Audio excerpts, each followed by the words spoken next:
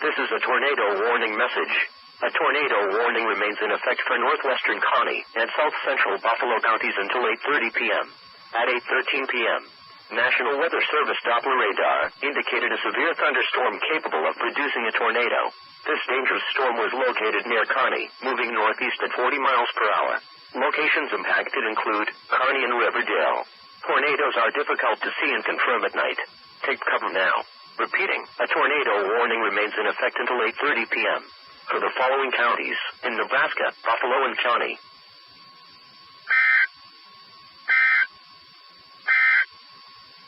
This is a tornado.